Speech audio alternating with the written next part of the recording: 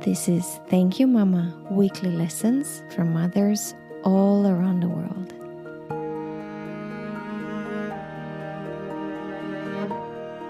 Hi and welcome to another episode of Thank You Mama. My name is Anna Teider.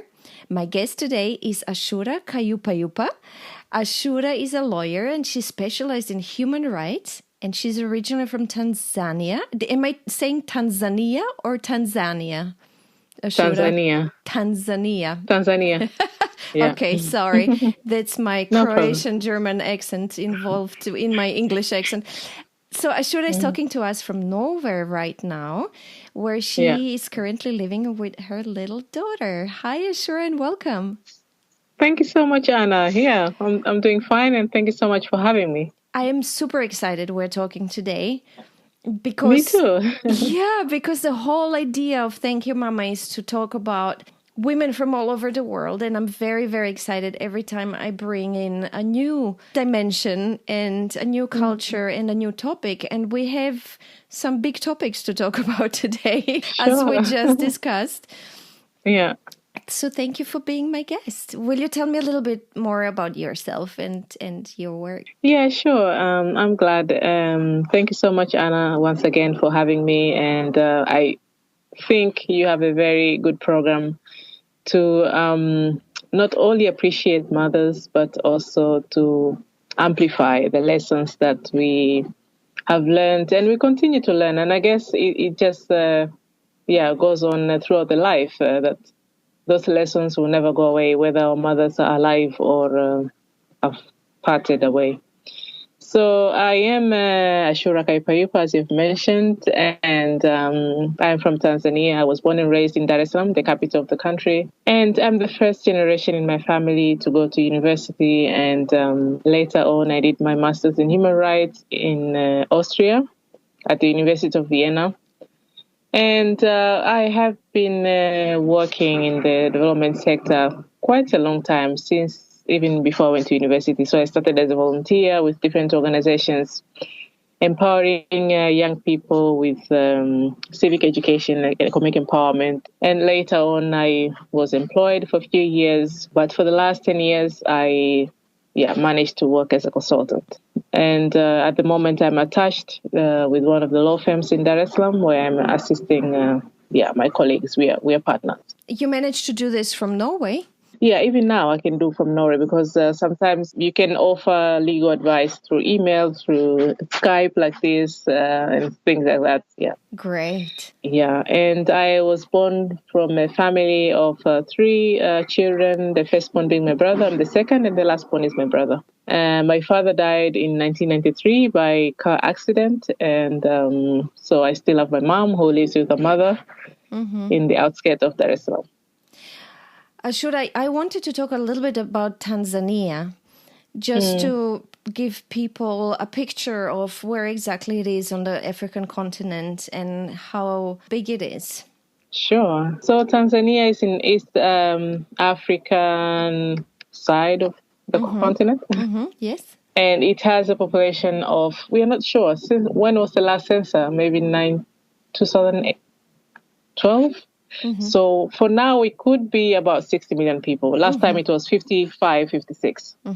It's a big country. It's a big country. What I was fascinated about when I speak to you and when I spoke to my guest from Kenya was how amazing your English is. And I'm like, how do you speak such amazing English?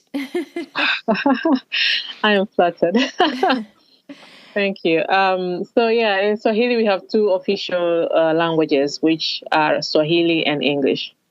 So in primary school, we are studying in English. We are studying in Swahili, but we study English as a lesson. But once we go to secondary school, the medium of instruction changes to English, and then we study Swahili as a lesson.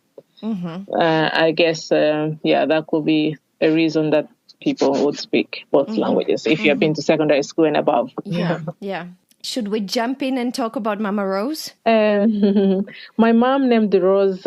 She was born in a family of 2 children, which is not so typical. Usually people in Tanzania would have many children, at least 4, 5, and above. Ashura, people have children so the children can help in household one day, or just because Yeah. women don't have the right to not have children? Yeah, they don't have the right to choice of how many children they can have. That's one thing. Another thing, children are taken as some kind of an insurance and support and a manpower for the family. Mm-hmm. And the fact that the healthcare system is so bad, there are families that will have many children saying they never know who will survive. Yeah. So if you have one and they die from malaria, then you're like, yeah, too bad. But if you have many, they're not going to die, all of them will not die, at one moment. Mm-hmm. So that's one of the arguments of some families, that they have many children because the healthcare is so bad that they don't know who will survive from all these diseases that are curable, but because they cannot afford the healthcare. Yeah. Another thing is to have the manpower in the family, like people who do the house chores and farming, and also the insurance to support parents when they're old. Since we don't have the pension system for elders, then you have to depend on your children. Yeah. If you are childless, it's like, up to you. It's your fault that nobody's able to support you when you're old. So, that's the idea behind it. Okay. Yeah, for example, my grandma is born from a family. They were 14. From one mother? Yes, I think so. From one mother. Wow. Then I believe there are even more from different mothers, because my grandfather had many wives. So then, Yeah. But then my grandma had only two, my mom, the firstborn, and her young sister, Gimelda. And my mom met my late father in the 80s, and they fell in love, and they were living together in Dar es Salaam. And then my mom was working so hard because my father was a truck driver. So he would travel, and he was crossing countries. He would be away for like 2 or 3 weeks at some point. And then my mom was the one taking care of the house and the family. She was farming. She was feeding all of us. I was able to go to kindergarten, and I was having a good life. I just want to go back because you said she worked as house help. Oh, yeah, I should have. She worked as house help. What is VSO? You said VSO. Yeah, VSO is a UK-based organization for volunteers. Oh, okay. So she worked for them as house help. In the 80s, to be able to work for the white people, it's like, you have won a lottery or something. Okay. Yes, and my mom was proud, and she still has her ID. That's when I was able to see. I'm like, oh, it looked perfect, as if it was made 3 years ago.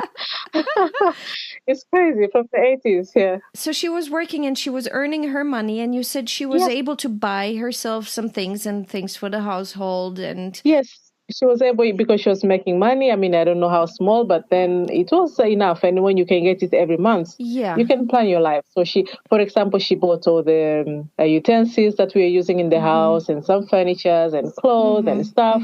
She was supporting the family from this work. Yeah. She also had a farm. When did she do this at the same time, or did she do that later? She did that later, because when she married my late father, she stopped working for VSO. Okay. So then that's when she started the farming activity just by our house, because by then we were living still in Dar es Salaam, and Dar es Salaam was like a forest. Most people had a lot of space. So in our house, we had a 2-bedroom house, and then we had a big farm outside, about 1/4 acre. Yeah. Okay, and she was growing potatoes and cassava and vegetables. And my mom, she has a good hand. Whatever she plants, it really multiplies. She was harvesting, really good and a lot of produce from farming. So she was selling some. You said that she was managed to sell some and bring in the money into the household again.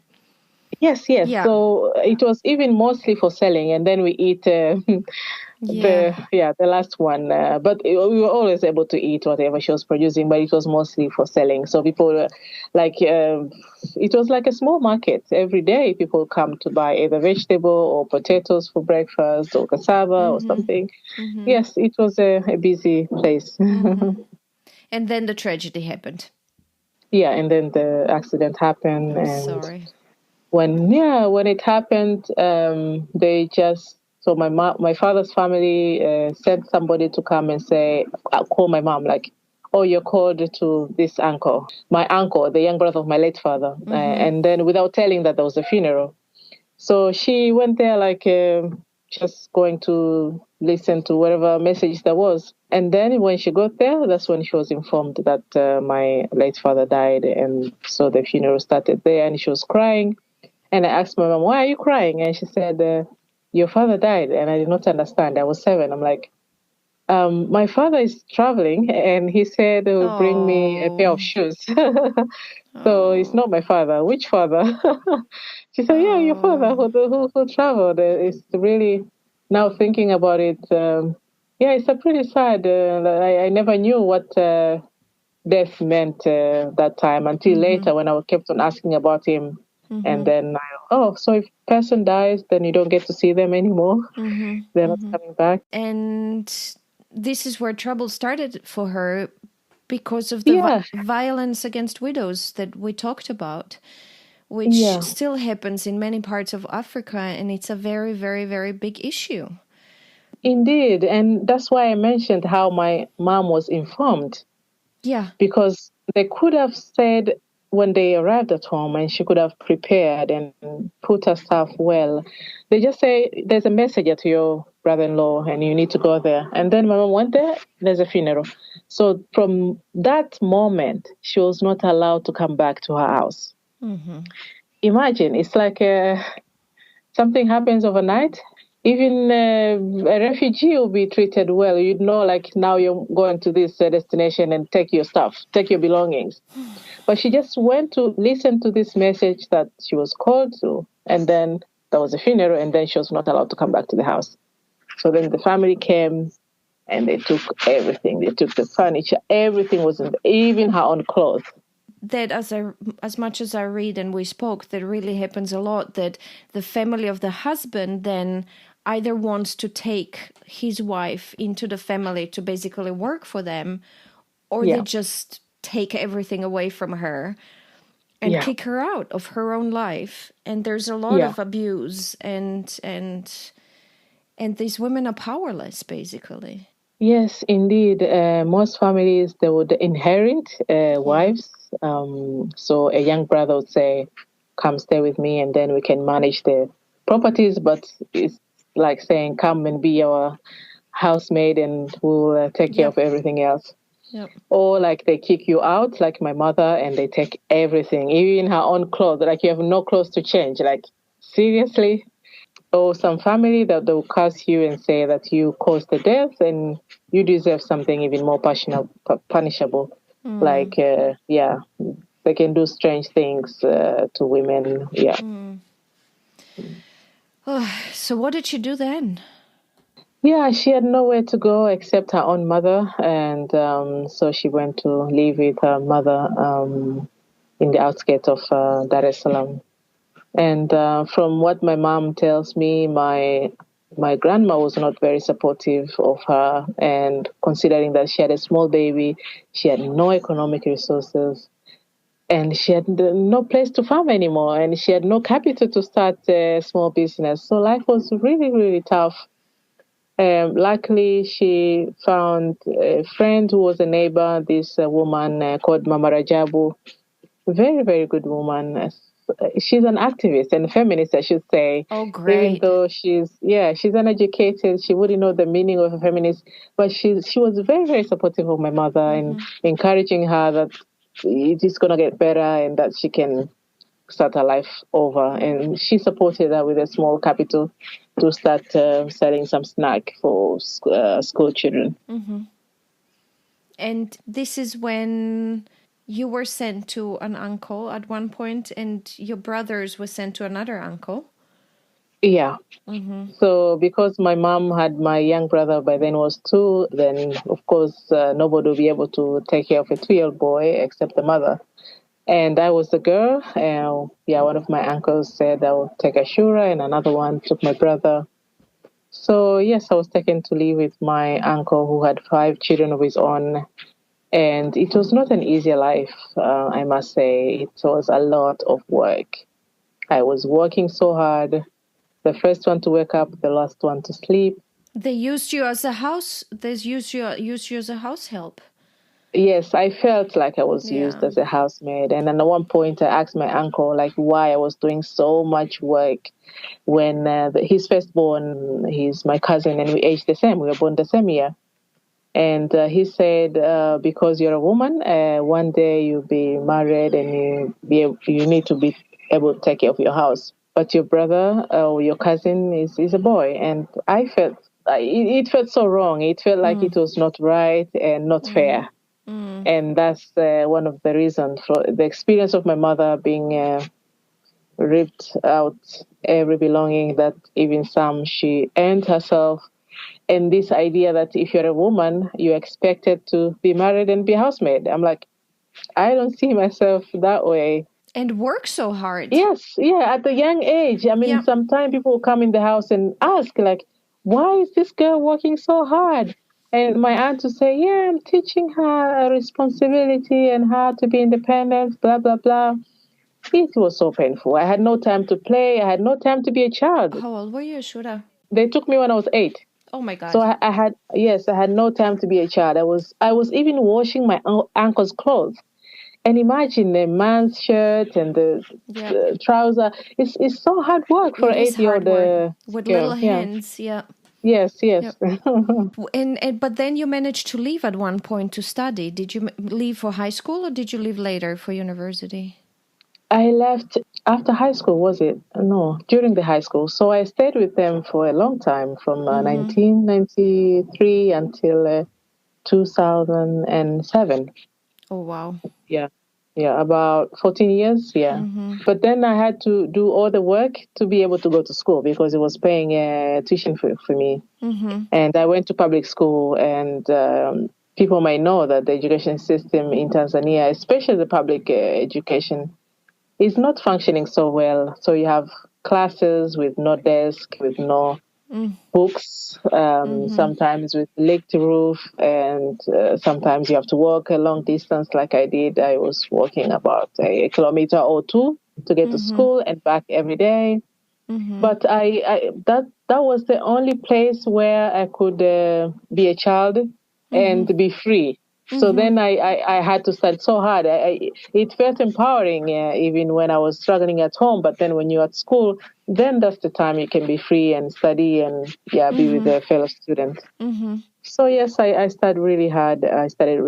And until I finished primary school, I went to secondary. Then at high school is when I left. I said, I feel like I'm grown up enough. I can be on my own. You ladies are amazing. I am in awe and humbled in front of you. Thank you.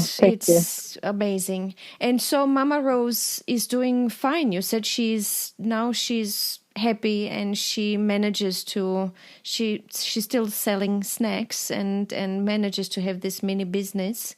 She was selling snacks then in 1993 when a friend supported her. But now she was doing even a better business. She was selling chicken. Oh, good. Is she raising Yeah. her chickens and selling them? Yes, she's raising her chicken. And Okay. as I said, she has a good hand. She's raising very tasty and big chicken. Good for her. And she's doing okay, you said? She's doing okay, except when Corona came. Oh. So then the food business went down, including chicken. There was no business at all. But now we managed. I supported her with a small capital to start making homemade liquid soap. Oh, great. Because now people have to wash their hands 20 times a day. So then she's making liquid soap and selling them. And she told me that I was talking to her like a few days ago that it's not so bad. It's better because then the chicken business was not selling anymore. But now it's better. She can make some money for living expenses, and life goes on. She's happy. Wow, amazing. Amazing. Let's learn from her. We talked about a few lessons. Will you share them with us? Sure. We learned already so much just through her story, but let's do the lessons. Yeah.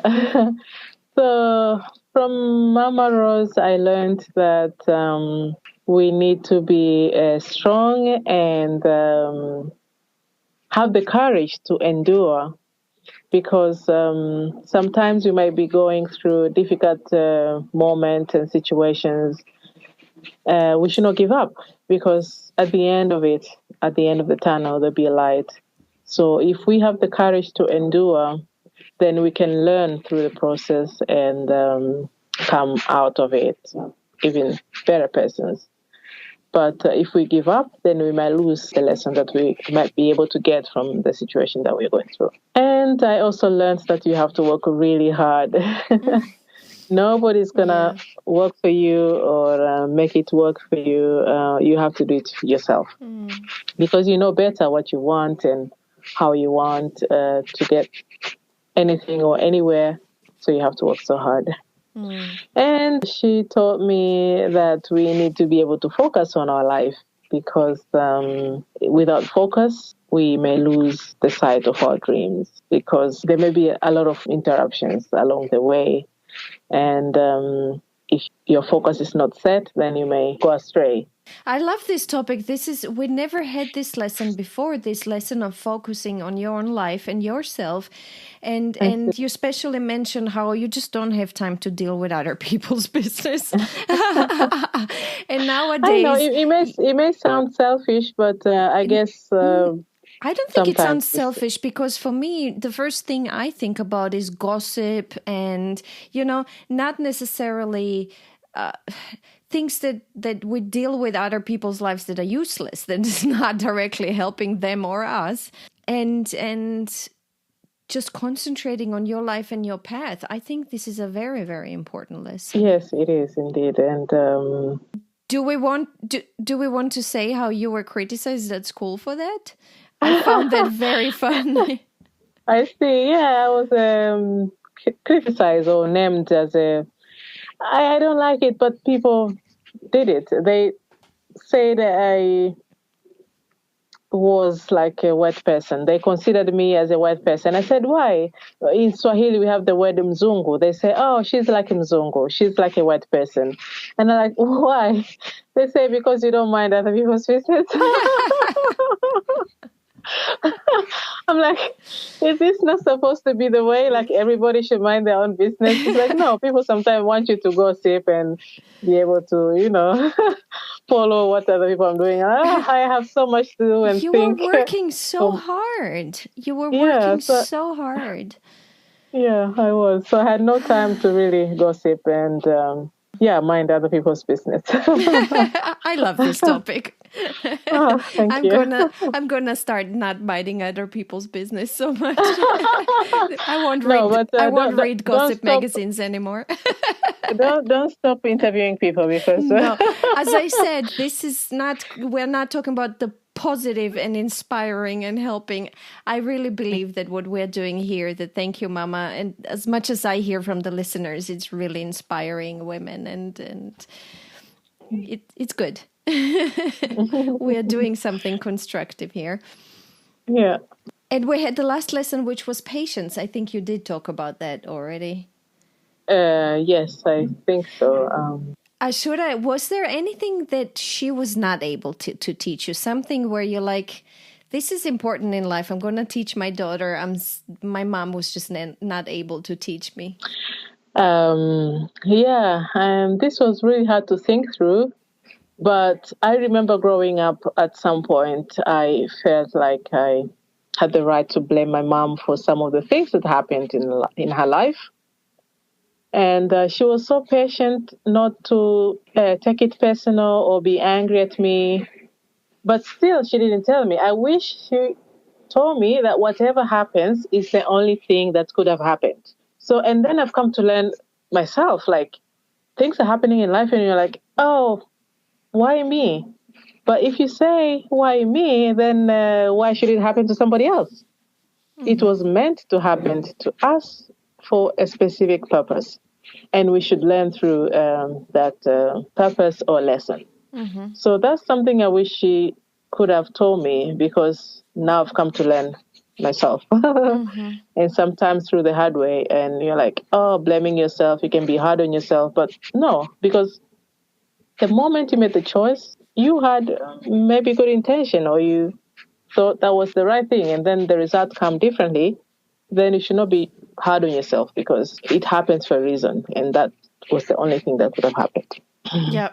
And I love your point of learning from it. I think that's a very, very important part of life, is things happen, and if you learn from it and if you come out stronger from it, then it's okay. Yeah. I'm trying to That's teach Kai that. Nice. That we have to learn from this situation, and that then it's okay to make mistakes, or, face your decisions if you've learned from them. Yeah. Ashura, thank you so much. This is really very inspiring and eye-opening. Do you have anything else you'd like to add? Not really. My pleasure. I just hope it was meaningful, and it is. It's very meaningful. I did well. I hope you did perfectly. I was a bit nervous, and it's like, oh, what am I talking about? But about life, about being a woman. Yeah. Ashura, let's just quickly recap the lessons we learned from your mom which are about endurance and courage and learning from the process.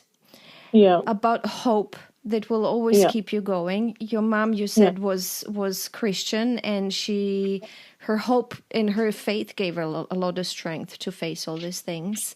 Yeah, she's still a Christian and believing in God. Yeah. Hard work, and I love it how you also added, nobody will work for you. There are things in life you just have to do yourself. Yeah.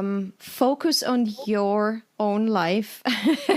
When you're working hard, you don't have time to deal with other people's business in a non-constructive and non-helpful way. Yeah, that's right. Patience. You said that things will take time, but if you believe in the process, then you can achieve your dreams in time. Yes, that's right. And then as a lesson you wish Rose taught you was not to ask why me, but to accept that in life certain things just happen, and you shouldn't blame yourself. You just go through them, solve them, and learn from them. Yeah. Wow, thank you. Yeah, pleasure. Ashura, thank you again for being my guest, and all the best. Thank you for having me.